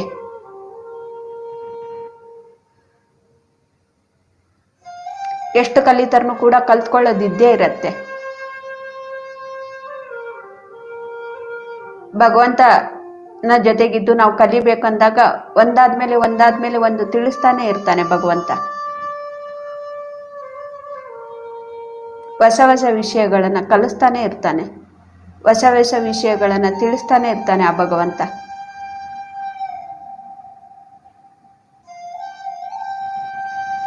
ನಾವು 40 ದಿನ ಮಾಡಿ ಬಿಡೋದಲ್ಲ, 40 ದಿನದಲ್ಲಿ ನಾವು ಕುತ್ಕೊಳ್ಳೋದನ್ನ ಕಲ್ತ್ಕೊಳ್ತೀವಿ. ಮತ್ತೆ 40 ದಿನ ಹಿಡಿಬೇಕು.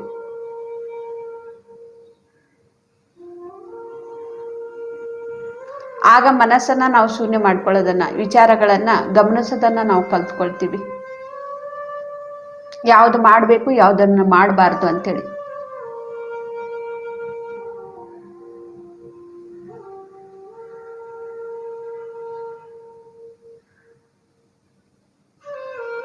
ಹೀಗೆ ಮೊದಲು ಲೆಕ್ಕಾಚಾರವನ್ನ ಹಾಕಿ ನಾವು ಮಾಡ್ತಾ ಇರಬೇಕು.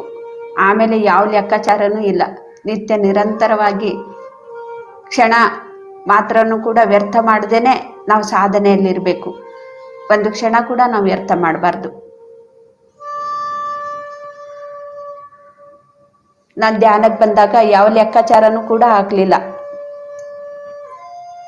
ಆದರೆ ಹೇಳ್ತಾ ಇರ್ತಾರೆ ಎಷ್ಟು ದಿನ ಮಾಡಬೇಕು ಅಂಥೇಳಿ. ಅವ್ರಿಗೆ ಲೆಕ್ಕಾಚಾರ ಹಾಕಿ ನಾನು ಮಾಡಿಸ್ಬೇಕಾಗತ್ತೆ. ಎಷ್ಟು ದಿನ ಮಾಡಿಸ್ಬೇಕು ಅಂಥೇಳಿ, ಎಷ್ಟು ದಿನ ಮಾಡಬೇಕು ಅಂಥೇಳಿ. ಮಾಡೋದಕ್ಕಿಂತ ಮೊದಲೇ ಕೇಳಿಬಿಡ್ತಾರೆ ನಾವು ಎಷ್ಟು ದಿನಕ್ಕೆ ಧ್ಯಾನಕ್ಕೆ ಕೂತ್ಕೋಬೇಕು ಅಂಥೇಳಿ. ದಿನಾಲೂ ಧ್ಯಾನಕ್ಕೆ ಕೂತ್ಕೊಂಡ್ರೆ ಒಪ್ಕೊಳ್ಳೋದಿಲ್ಲ. 41 ದಿನ ಫಸ್ಟ್ ಮಾಡಿಸ್ತೀನಿ, ಆಮೇಲೆ 40 ದಿನ ಆದಮೇಲೆ ಮತ್ತೆ ಮಾಡಿಸ್ತೀನಿ. ಫಸ್ಟೇ ಸ್ಟಾರ್ಟಿಂಗ್ನಲ್ಲೇ ದಿನಾಲೂ ನೀವು ಮಾಡಿ ಅಂತ ಹೇಳಿದ್ರೆ ಯಾರು ಕೂಡ ಮಾಡೋದಿಲ್ಲ. ದಿನಾಲೂ ಮಾಡಬೇಕಾ ಅಂಥೇಳಿ.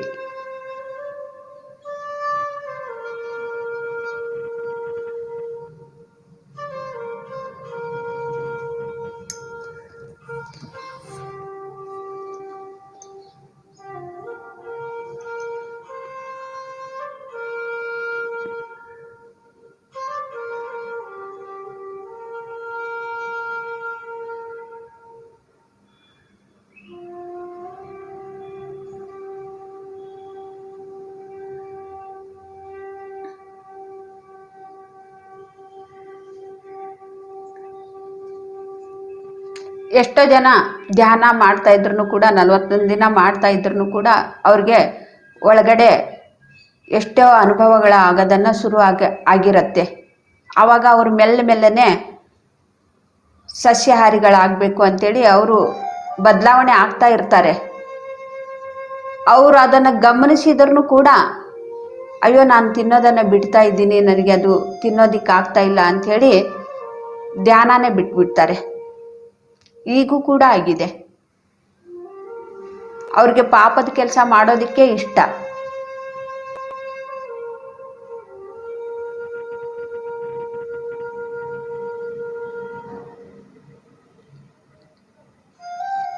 ಕೆಲವರಂತರೂ ಹೇಳ್ತಾ ಇರ್ತಾರೆ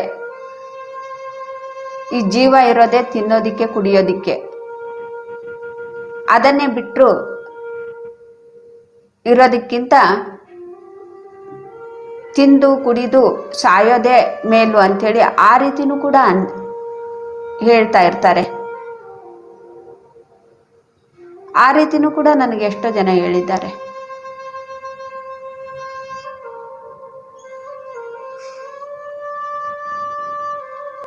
ಒಂದ್ಸತೆ ನಾನು ಒಬ್ಬರಿಗೆ ಧ್ಯಾನ ಹೇಳ್ಕೊಟ್ಟಿದ್ದೆ. ನಮ್ಮ ಜನನೇ ಅವರು. ತುಂಬಾನೇ ಧ್ಯಾನ ಮಾಡ್ತಾ ಇದ್ರು. ಫಸ್ಟು ಸ್ಟಾರ್ಟಿಂಗ್ನಲ್ಲಿ ಧ್ಯಾನ ಅತ್ತೆ ಮತ್ತು ಸೊಸೆ ಇಬ್ಬರು ಕೂಡ ಬಂದಿದ್ರು.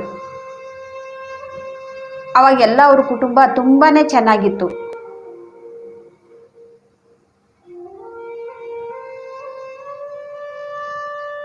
ಅವ್ರ ಸೊಸೆ ಅತ್ತೆ ಕೂಡ ಇಬ್ರು ಕೂಡ ಬರ್ತಾ ಇದ್ರು. ಅವ್ರಿಗೇನು ಕೂಡ ತೊಂದರೆ ಇರಲಿಲ್ಲ. ಆದರೆ ಅತ್ತೆಗೆ ಮಾತ್ರ ಸ್ವಲ್ಪ ಅನಾರೋಗ್ಯ ಇತ್ತು, ಮಾತ್ರೆಗಳನ್ನು ತಗೊಳ್ತಾ ಇದ್ರು. ಧ್ಯಾನಕ್ಕೆ ಬಂದ್ಮೇಲೆ ಮಾತ್ರೆನೂ ಕೂಡ ತಗೊಳ್ಳೋದನ್ನ ಕಡಿಮೆ ಆಗಿದೆ. ಅವ್ರ ಆರೋಗ್ಯ ಸುಧಾರಣೆ ಆಗ್ತಾ ಹೋಗಿದೆ. ಆಮೇಲೆ ಧ್ಯಾನ ಮಾಡ್ತಾ ಮಾಡ್ತಾ ಅವ್ರಿಗೆ ಗೊತ್ತಾಗಿದೆ ನನಗೆ ಈ ಚಿಕನ್ ಮಟನ್ನು ತಿನ್ನೋಕ್ಕೆ ಆಗ್ತಾ ಇಲ್ಲ ಅಂಥೇಳಿ ಅವ್ರಿಗೆ ಗೊತ್ತಾಗಿದೆ. ಧ್ಯಾನ ಮಾಡ್ತಾ ಮಾಡ್ತಾ ಅವ್ರಿಗೆ ಗೊತ್ತಾಯ್ತು ಇದು ನನಗೆ ತಿನ್ನೋದಿಕ್ಕೆ ಬಿಡ್ತಾ ಇಲ್ಲ, ನನ್ನ ಮನಸ್ಸು ಬೇಡ ಅಂತ ಹೇಳ್ತಾ ಇದೆ ಅಂಥೇಳಿ. ಆವಾಗ ಎಷ್ಟು ಹೆಚ್ಚು ಧ್ಯಾನ ಮಾಡ್ತಾ ಇದ್ರೋ ಅಷ್ಟು ಕಡಿಮೆ ಮಾಡಿ ಮಾಡಿ ಮಾಡಿ ಮಾಡಿ ಬಿಟ್ಬಿಟ್ರು ಅವರು ಧ್ಯಾನಕ್ಕೆ. ಅವ್ರಿಗೆ ನಾನು ಪತ್ರಿ ಸರ್ ಹತ್ರನೂ ಕೂಡ ನಾನು ಕರ್ಕೊಂಡೋಗಿದ್ದೆ. ಪತ್ರಿಜಿಯವರು ಅವ್ರಿಗೆ ನೀನು ಹೀಗೆ ಹೆಚ್ಚೆಚ್ಚು ಧ್ಯಾನ ಮಾಡು ಮತ್ತು ಧ್ಯಾನ ಪ್ರಚಾರ ಮಾಡು, ನಿನಗೆ ತುಂಬಾ ಒಳ್ಳೆಯದಾಗತ್ತೆ ಅಂತ ಪತ್ರಿ ಸರು ಕೂಡ ಅವ್ರಿಗೆ ಹೇಳಿದರು. ಆವಾಗ ಅವರು ತುಂಬಾ ಚೆನ್ನಾಗೇ ಇದ್ದರು. ಕುಟುಂಬದಲ್ಲಿ ಎಲ್ಲನೂ ಕೂಡ ಚೆನ್ನಾಗಿದ್ರು. ಅವರು ಎಷ್ಟು ಕರೆಕ್ಟಾಗಿ ಧ್ಯಾನಕ್ಕೆ ಬಂದಿದ್ರು ಅಂದರೆ ಮುಂದೆ ಆಗುವಂಥ ಘಟನೆಗಳನ್ನು ಇನ್ನು ಮುಂದೆ ಬರೋದಿದೆ. ಅವರು ಫಸ್ಟೇ ಅವರು ಧ್ಯಾನಕ್ಕೆ ಬಂದಿದ್ದಾರೆ.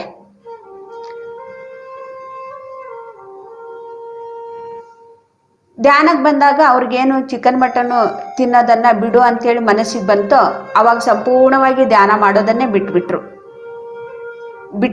ಅವರು. ಅವ್ರು ಸೊಸೆನೂ ಬಿಟ್ರು, ಅತ್ತೆನೂ ಬಿಟ್ಬಿಟ್ರು. ಯಾಕೆಂದ್ರೆ ನಮ್ಮ ಜನಗಳಲ್ಲಿ ಇದನ್ನೇ ದೇವರಿಗೆ ನೈವೇದ್ಯ ಮಾಡೋದು, ಇದನ್ನ ತಿನ್ನಲೇಬೇಕು. ನಾವು ಇದನ್ನೇ ಬಿಟ್ರೆ ನಮಗೆ ಸಮಾಜದಿಂದ ಹೊರಗಡೆ ಆಗ್ಬಿಡ್ತಾರೆ ಅಂತೇಳಿ ಅವ್ರು ಅದೇ ರೀತಿನೇ ಅವ್ರು ಹೇಳಿರೋದು, ಹಾಗೇನೆ ಅವ್ರು ಮಾಡಿರೋದು.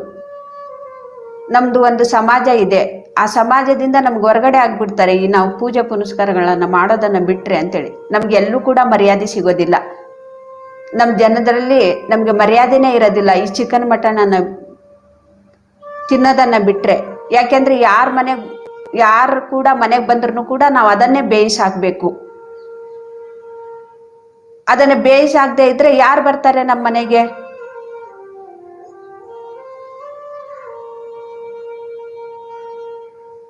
ಆ ಒಂದು ಯೋಚನೆಯಿಂದ ಅವರು ಬಿಟ್ಬಿಟ್ರು, ಅವರು ಮಾಡೋದನ್ನೇ ಬಿಟ್ಬಿಟ್ರು.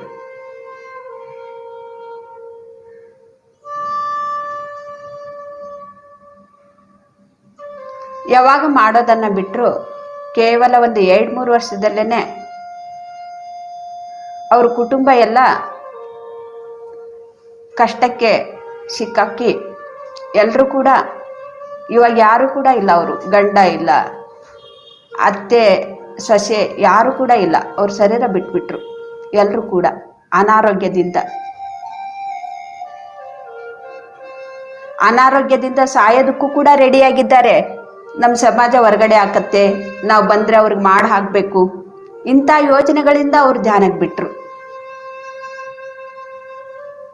ನೋಡಿ, ಆ ಸಮಾಜ ಅವ್ರಿಗೆ ಜೀವ ಉಳಿಸ್ತಾ, ಅವ್ರು ಬಂಧು ಬಳಗ ಅವ್ರಿಗೆ ಜೀವ ಉಳಿಸ್ತಾ, ಅವರು ಏನು ಕಾಯಿಲೆಯನ್ನ ಅನುಭವಿಸ್ತಾ ಇದ್ರು ಅದನ್ನ ಅವ್ರಿಗೆ ಸರಿ ಮಾಡೋಕಾಯ್ತಾ? ಯಾರು ಸರಿ ಮಾಡಿದ್ರು ಅವ್ರಿಗೆ? ಆ ಬಂಧು ಬಳಗನ ಸರಿ ಮಾಡ್ತಾ, ಆ ಸಮಾಜನ ಅವ್ರಿಗೆ ಸರಿ ಮಾಡ್ತಾ, ನಮ್ಮ ಜನ ನಮ್ಮ ಸಮಾಜ ಅಂತ ಅನ್ಕೊಂಡಿರೋರು ಆ ಸಮಾಜ ಬಂದು ಅವ್ರಿಗೆ ಸರಿ ಮಾಡ್ತಾ, ಅವ್ರ ಕುಟುಂಬ ಹೀನವಾಗಿ ಎಲ್ಲರೂ ಕೂಡ ಶರೀರ ಬಿಟ್ರು. ಕೇವಲ 2-3 ವರ್ಷದಲ್ಲೇನೆ ಚೆನ್ನಾಗಿರೋರೆ ಎಲ್ಲ ಕೂಡ ಚೆನ್ನಾಗಿದ್ದಾಗ್ಲೇನೆ ಧ್ಯಾನಕ್ಕೆ ಬಂದಿದ್ರು. ನೋಡಿ, ಅವರು ಒಂದು ಚಿಕನ್ ಮಟನ್ಗೋಸ್ಕರ ತಿನ್ನೋದಕ್ಕೋಸ್ಕರ ಧ್ಯಾನವನ್ನ ಬಿಟ್ಟು ಆ ಪರಿಸ್ಥಿತಿಗಳನ್ನ ತಂದ್ಕೊಂಡ್ಬಿಟ್ರು. ಧ್ಯಾನ ಮಾಡ್ತಾ ಇದ್ರೆ ಆ ಪರಿಸ್ಥಿತಿಗಳನ್ನ ಅವ್ರಿಗೆ ಬಂದಿರೋ ಪರಿಸ್ಥಿತಿಗಳನ್ನ ಅವ್ರು ಎದುರಿಸ್ತಾ ಇದ್ರು. ಪತ್ರಿಸರು ಅವ್ರಿಗೆ ಹೇಳಿದ್ರು, ನೀನು ಹೀಗೆ ಧ್ಯಾನ ಮಾಡು, ಹೆಚ್ಚು ಹೆಚ್ಚು ಧ್ಯಾನ ಪ್ರಚಾರನೂ ಕೂಡ ಮಾಡು ಅಂತೇಳಿ. ಅವ್ರಿಗೆ ಗೊತ್ತಿದೆ ಮುಂದೆ ಇಂಥ ಒಂದು ದೊಡ್ಡ ಒಂದು ಸಮಸ್ಯೆ ಬರೋದಿದೆ ಅಂತೇಳಿ. ಗಂಡನೂ ಹೊರಟೋದ, ಸೊಸೆನೂ ಕೂಡ ಹೊರಟೋಗಿದ್ಲು. ಆಮೇಲೆ ಕೊನೆಗೆ ಅವ್ರು ನನಗೆ ಸಿಕ್ಕಿದ್ರು. ಅವ್ರ ಮಗ ಹೇಳ್ತಾ ಇದ್ರು, ಅಮ್ಮನಿಗೆ ಧ್ಯಾನಕ್ಕೆ ಕರ್ಕೊಂಡೋಗಿ ಅಂತೇಳಿ. ತುಂಬಾನೇ ಟೆನ್ಷನ್ ಆಗಿಬಿಟ್ಟಿದ್ದಾರೆ. ಅಪ್ಪನೂ ಹೋದ್ರು, ಸೊಸೆನೂ ಹೋದ್ರು ಅಂತೇಳಿ. ಅವ್ರಿಗೆ ಕಂಟ್ರೋಲ್ ಮಾಡ್ಕೊಳ್ಳಕ್ಕೆ ಆಗ್ತಾ ಇಲ್ಲ, ಹುಚ್ಚಿ ಮಾಡ್ದಂಗೆ ಮಾಡ್ತಾ ಇದ್ದಾರೆ ಅವರು ಅಂತೇಳಿ. ಅವ್ರ ಪರಿಸ್ಥಿತಿ ತುಂಬಾ ಹೀನವಾಗಿ ಹೋಗಿತ್ತು ಅವಾಗ್ಲೇನೆ. ಆಗೂನು ಕೂಡ ಮಗ ಹೇಳ್ತಾ ಇದ್ದಾನೆ ಅಂತೇಳಿ, ಅಕ್ಕ ಧ್ಯಾನ ಮಾಡಿ ಅಕ್ಕ ಅಂತ ನಾನು ಹೇಳ್ದೆ. ಇನ್ನೆಲ್ಲಿ ಧ್ಯಾನ, ನಾನು ಚೆನ್ನಾಗಿರುವಾಗ್ಲೇನೆ ನಾನು ಕೂತ್ಕೊಂಡಿಲ್ಲ, ಇವಾಗ ಎಲ್ಲರನ್ನೂ ಕೂಡ ಕಳ್ಕೊಂಡ್ಬಿಟ್ಟಿದ್ದೀನಿ, ಇವಾಗ ನಾನು ಇದ್ರೂ ಕೂಡ ಏನು ಉಪಯೋಗ ಅಂತೇಳಿ ಆ ರೀತಿ ಹೇಳಿದ್ರು ಅವರು. ನೋಡಿ, ಚೆನ್ನಾಗಿರುವಾಗ್ಲೂ ಕೂಡ ಮಾಡಲಿಲ್ಲ. ಗಂಡನ ಸೊಸೆಗೆ ಕಳ್ಕೊಂಡ ಮೇಲೇನು ಇವಾಗ ನಾನಿದ್ದು ಏನು ಪ್ರಯೋಜನ? ಆವಾಗ್ಲೂ ಕೂಡ ಅವ್ರು ಮಾಡಲಿಲ್ಲ. ಸ್ವಲ್ಪ ದಿನಕ್ಕೆ ಅವರು ಕೂಡ ಶರೀರ ಬಿಟ್ಬಿಟ್ರು.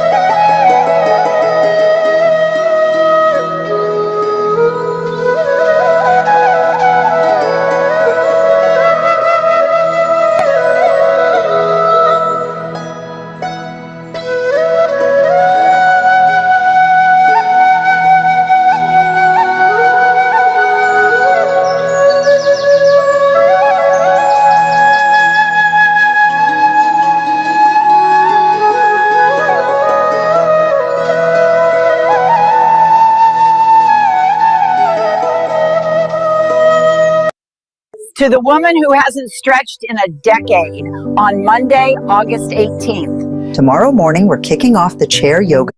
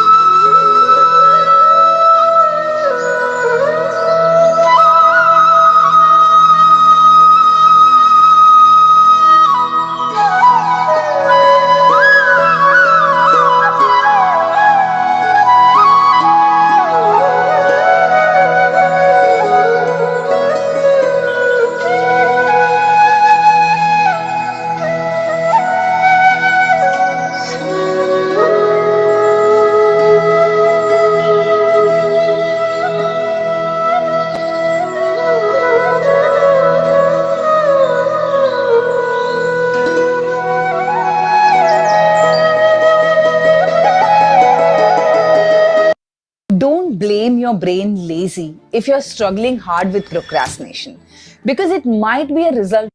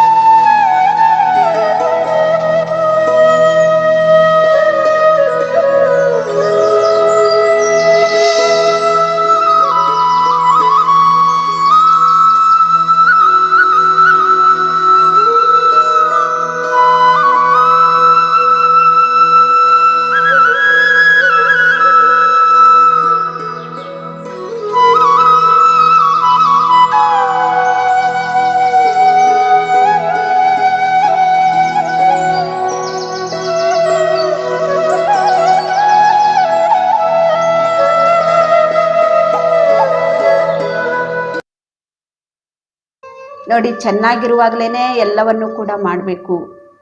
ಅದಕ್ಕೆ ಕಬೀರ್ ಅವರು ಹೇಳಿದ್ದಾರೆ,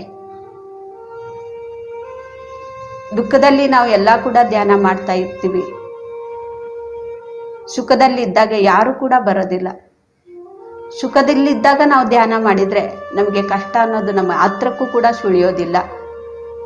ಯಾಕೆಂದ್ರೆ ಭಗವಂತ ನಮ್ಮ ಜೊತೆಗಿದ್ದು ಎಲ್ಲವನ್ನೂ ಕೂಡ ಭಗವಂತನೇ ನೋಡ್ಕೊಳ್ತಾ ಇರ್ತಾನೆ.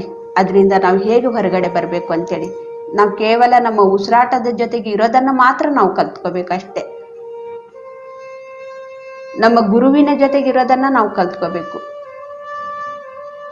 ಪ್ರತಿಯೊಂದು ಆಗು ಹೋಗುಗಳನ್ನೆಲ್ಲ ಆ ಭಗವಂತನೇ ನಮಗೆ ನೋಡ್ಕೊಳ್ತಾ ಇರ್ತಾನೆ. ನಾವು ಪರಿವರ್ತನೆ ಆಗ್ಬೇಕು ಅನ್ನೋದು ತಪ್ಪನೆ ನಮಗಿರ್ಬೇಕು ಅಷ್ಟೇ. ಅದು ಬಿಟ್ಟು ನಾವು ಏನು ಕೂಡ ಮಾಡೋದು ಬೇಡ. ಎಲ್ಲವೂ ಕೂಡ ಅದಷ್ಟಕ್ಕದೇ ಆಗ್ತಾ ಇರತ್ತೆ ಫ್ರೆಂಡ್ಸ್.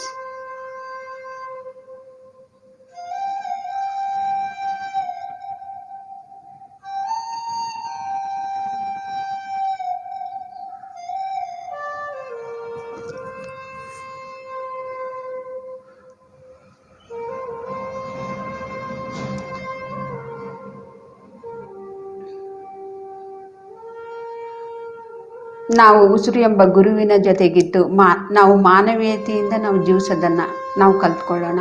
ಮಾನವೀಯತರ ಆಗಿ ನಾವು ಜೀವಿಸೋಣ. ಮನಸ್ಸಾಗಿ ನಾವು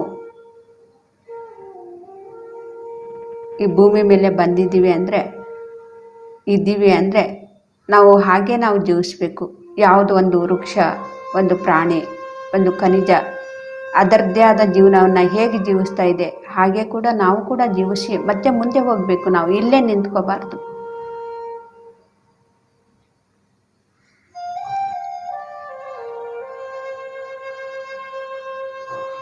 ಒಂದು ಖನಿಜದಿಂದ ವೃಕ್ಷವಾಗಿ, ವೃಕ್ಷದಿಂದ ಪ್ರಾಣಿಯಾಗಿ, ಪ್ರಾಣಿಯಿಂದ ಮಾನವ ಒಂದು ಜನ್ಮಕ್ಕೆ ನಾವು ಬಂದಿದ್ದೀವಿ ಅಂದರೆ ಮಾನವರಿಂದ ನಾವು ಮಾಧವರಾಗಬೇಕು, ಮುಂದೆ ಹೋಗ್ಬೇಕು. ಮತ್ತೆ ನಾವು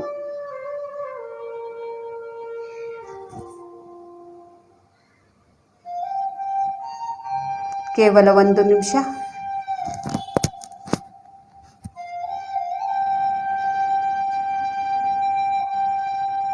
ಉಸಿರಾಟವನ್ನೇ ಗಮನಿಸ್ತಾ ಇರೋಣ. ಉಸಿರು ಒಳಗಡೆ ಹೋಗ್ತಾ ಇದೆ, ಹೊರಗಡೆ ಬರ್ತಾ ಇದೆ.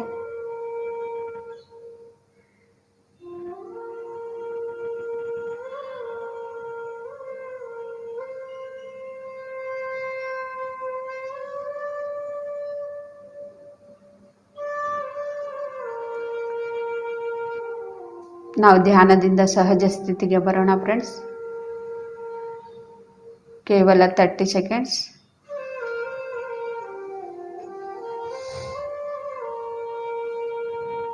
Twenty seconds, 10 seconds. Okay masters, ನಿಮ್ಮ 2 ಕೈಗಳನ್ನು ಬಿಡಿಸ್ಕೊಂಡು ಕಣ್ಣಿನ ಮೇಲೆ ಇಟ್ಕೊಳ್ಳಿ. 5 ಸೆಕೆಂಡ್ಸ್. 5 4 3 2 1 0. ನಿಮ್ಮ ಕೈಗಳನ್ನೇ ನೋಡ್ತಾ ಕಣ್ಣು ಬಿಡಿ. ಈ ಧ್ಯಾನವನ್ನು ತಿಳಿಸ್ಕೊಟ್ಟಂತಹ ಗುರುಜಿ ಬ್ರಹ್ಮಶ್ರೀ ಪಿತಾಮಹ ಪತ್ರಿಜಿಯವರಿಗೆ ನಾವು ಧನ್ಯವಾದಗಳನ್ನು ತಿಳಿಸೋಣ ಚಪ್ಪಾಳೆಯ ಮುಖಾಂತರ. ಎಲ್ಲ ವೃಕ್ಷ ಸಂಪತ್ತಿಗೂ ಪ್ರಾಣ ಸಂಪತ್ತಿಗೂ ನಾವು ಧನ್ಯವಾದಗಳನ್ನು ತಿಳಿಸೋಣ. ಸಕಲ ಜೀವರಾಶಿಗಳಿಗೂ ಕೂಡ ನಾವು ಧನ್ಯವಾದಗಳನ್ನು ತಿಳಿಸೋಣ ಚಪ್ಪಾಳೆಯ ಮುಖಾಂತರ. ಇಲ್ಲಿ ಬಂದಂತಹ ಎಲ್ಲ ಆತ್ಮ ಬಂಧುಗಳಿಗೂ ಕೂಡ ನಾನು ಧನ್ಯವಾದಗಳನ್ನು ತಿಳಿಸ್ತಾ ಇವತ್ತಿನ ಕ್ಲಾಸ್ ಮುಗಿಸ್ತಾ ಇದ್ದೀನಿ. Thank you masters, thank you.